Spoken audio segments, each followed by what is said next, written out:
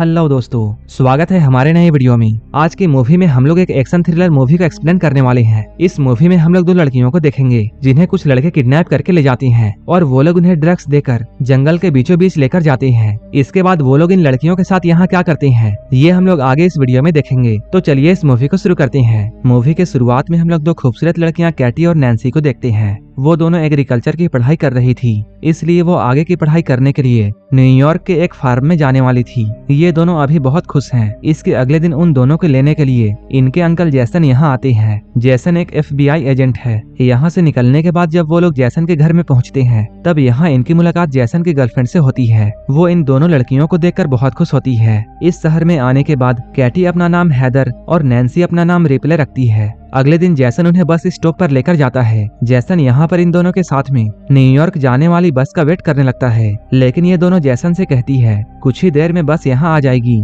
इसलिए आप अपने काम में जा सकते हैं। जैसे ही हम लोग वहाँ पहुँचेंगे आपको मैसेज कर देंगे। तब जैसन इन लोगों से कहता है तुम कोडवर्ड इस्तेमाल करना जिससे मैं समझ जाऊंगा कि तुम लोग सेफली वहाँ पहुँच गए हो। कैटी कहती है मैं एप्पल वर्ड यूज करूंगी, लेकिन जैसन कहता है तुम हर बार अलग अलग अल्फाबेट यूज करना ताकि कोई भी तुम्हारे कोडवर्ड को नहीं समझ सके।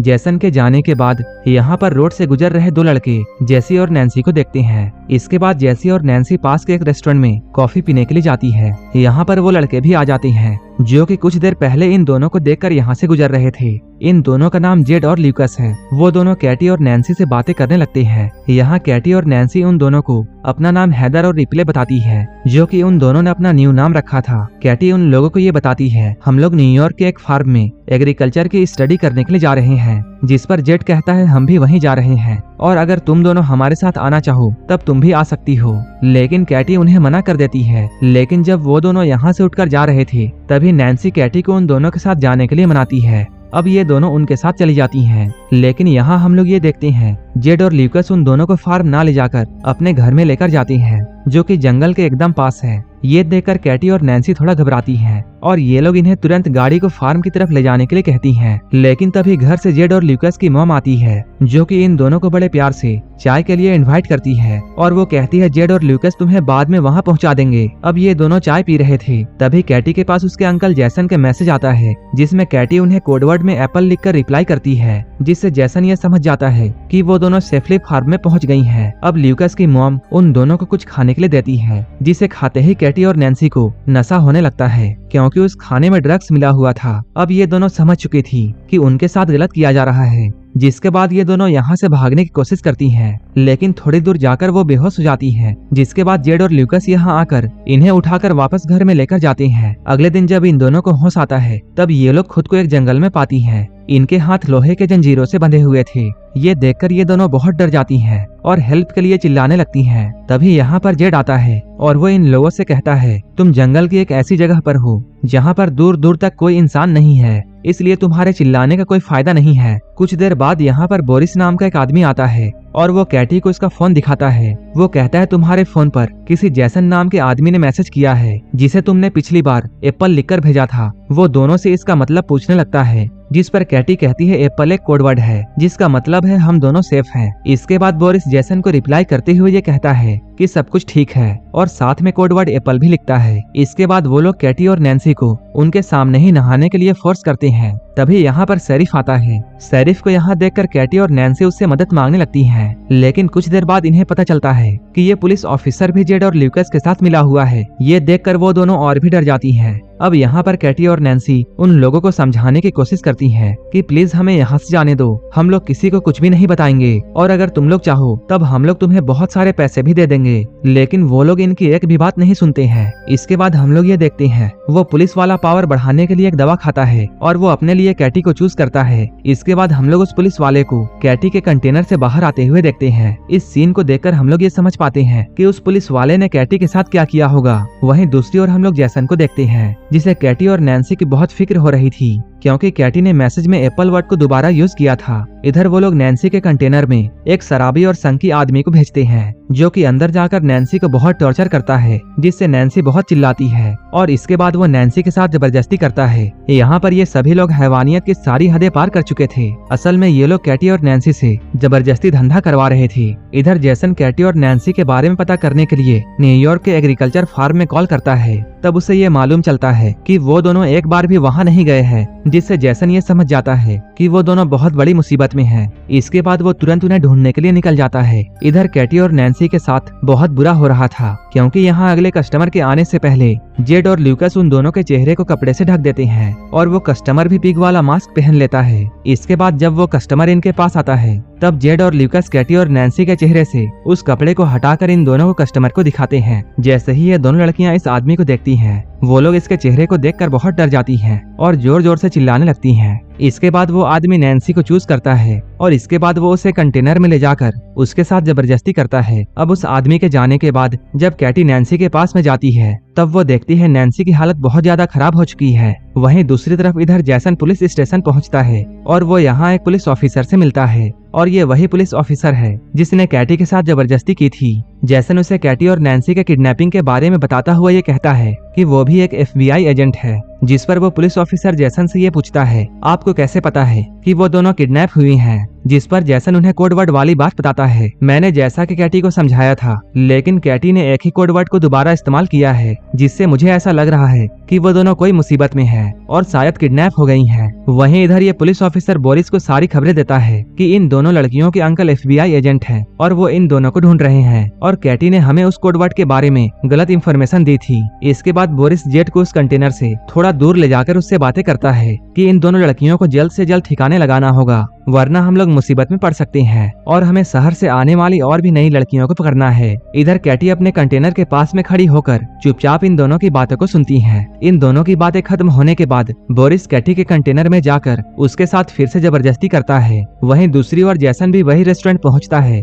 जहां पर कैटी और नैन्सी को वो दोनों लड़के मिले थे। वो यहाँ पर काम कर रहे एक आदमी से उन दोनों के बारे में पूछता है, जिससे वो आदमी जैसन को बोरिस के गाड़ी के बारे में बताता है। इधर कैटी नैन्सी को ये बताती है, ये लोग हमें अब मारने वाले हैं। तभी जेड और बोरिस उसी नशेड़ी आदमी के साथ यहाँ आते हैं जिसने कैटी के साथ जबरदस्ती की थी। वो लोग नशेड़ी आदमी से कहते हैं, हम लोग जल्द ही वापस आएंगे, तब तक तुम इन दोनों लड़कियों पर नजर रखना। ये कहकर वो लोग यहाँ से जाते हैं। उन दोनों के यहाँ से जाते ही कैटी उस नशेड़ी आदमी को अपनी तरफ अट्रैक्ट करने लगती है और उसे अपने साथ इंटीमेट होने के लिए उकसाती है। ऐसा करते हुए वो जैसे ही उस नशेड़ी आदमी के पास में जाती है, वो उसके गले पर जोर से काट लेती है, जिससे उसके गले से खून निकलने लगता है और यहीं पर उस नशेड़ी की मौत हो जाती है। इसके बाद वो दोनों अपनी हथकड़ियां खोलकर वहीं पर छुप जाती हैं। जब पुलिस वाला यहाँ पहुँचता है, तब वो लोग चुपके से पुलिस वाले की गाड़ी को चुराकर यहाँ से भाग जाते हैं। इसके बाद ये दोनों एक मॉल में जाती हैं और बहुत सारे अजीब औजार और सामान खरीदती हैं। उनके सामान में हथौड़े, कुल्हाड़ी और बैट थी। इसके बाद वो लोग मॉल के कैशियर के पास में जाकर बोरिस के घर का पता पूछती हैं, जिस पर वो उन्हें बोरिस का एड्रेस बताता है। इधर जैसन बोरिस के कार इंश्योरेंस कंपनी में पहुंचता है। यहाँ पर उसे बोरिस के घर का पता मिल जाता है।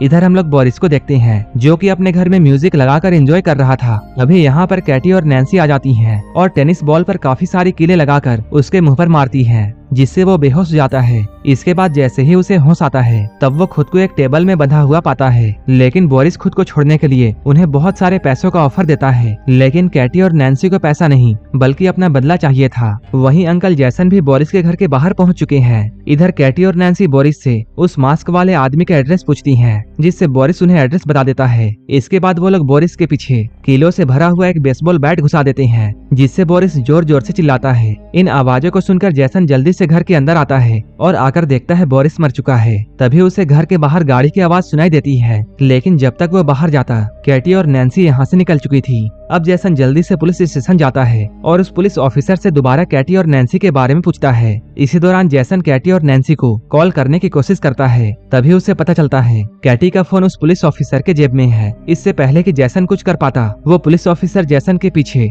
गन पॉइंट करके खड़ा हो जाता है। वहीं इधर कैटी और नैन्सी एक चर्च में पहुंचते हैं, जहां हम लोग ये जानते हैं वो पिग मास्क वाला आदमी कोई और नहीं बल्कि इस चर्च का फादर है। चर्च का फादर इन दोनों को देखकर इन्हें पहचान लेता है। तभी कैटी पीछे से उस पर हमला करके उसे बेहोश कर देती है। इसके बाद वो दोनों उसे गाड़ी के पीछे बांधकर घसीटते हुए टाउन की तरफ लेकर जाते हैं। इसके बाद ये लोग एक दुकान से माचिस और पेट्रोल खरीदकर उसे जलाकर मार देते हैं। वहीं इधर हम लोग ये देखते हैं वो पुलिस वाला जैसन को एक चेयर से बांध देता है। कुछ देर के बाद वो नई लड़कियों को किडनैप करके यहाँ पर लाता है। इसके बाद जब वो लड़कियों के साथ जबरदस्ती करने वाला होता है, तभी चुपके से कैटी और नैन्सी यहाँ आकर डंडे से उस पर हमला करती हैं और उसे बेहोश कर देती हैं। जब उसे होश आता है, तब वो खुद को एक चेयर से बंधा हुआ पाता है। अब वो इन दोनों से माफी मांगने लगता है। इसके बाद कैटी गन में सिर्फ एक बुलेट डालकर उसे डराने लगती है और ये लोग बारी बारी से उस पर गन से शूट करने लगती है, लेकिन सभी शूट में वो बच जाता है। ये देखकर वो थोड़ा मुस्कुराता है, लेकिन तभी कैटी उसे शूट कर देती है और उसे जान से मार देती है। इसके बाद कैटी और नैन्सी वहाँ मौजूद दोनों लड़कियों को भी आजाद करती हैं और ये लोग उन दोनों से जैसन को भी खोलने के लिए कहती हैं और यहाँ से चली जाती हैं। इसके बाद ये दोनों लड़कियाँ जैसन की रस्सी खोल देती हैं और वो लोग जैसन से कहती हैं, उन दोनों लड़कियों ने हमें ऐसा करने के लिए कहा था। अब जैसन को यहाँ पर पूरी बात समझ में आती है कि वो दोनों कोई और नहीं बल्कि कैटी और नैन्सी हैं। वहीं इधर हम लोग जेड और ल्यूकस की मॉम को देखते हैं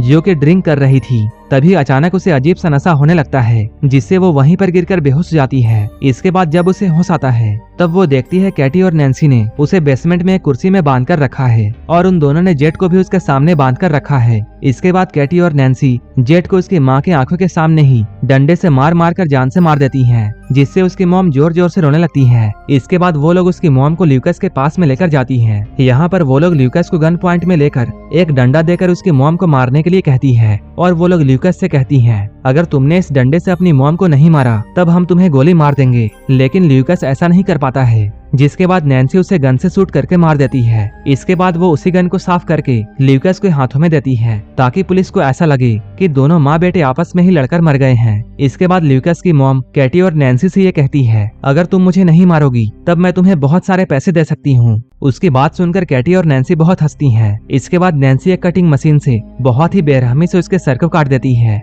अब हम लोग कुछ दिनों बाद का सीन देखते हैं। यहाँ अंकल जैसन कैटी और नैन्सी के घर में जाते हैं और उन दोनों को दोबारा अपने साथ न्यूयॉर्क लेकर जा रहे थे और इसी सीन को दिखाते हुए ये मूवी यहीं पर खत्म हो जाती है। ऐसे ही वीडियोस के लिए आप हमें टेलीग्राम और इंस्टाग्राम पर फॉलो कर सकते हैं, जिसका लिंक डिस्क्रिप्शन में दिया हुआ है। और मूवी अच्छी लगी हो तब एक लाइक जरूर कर देना और ऐसे ही वीडियोस के लिए मेरे चैनल को जरूर सब्सक्राइब कर लेना। तो मिलते हैं हमारे नेक्स्ट वीडियो में।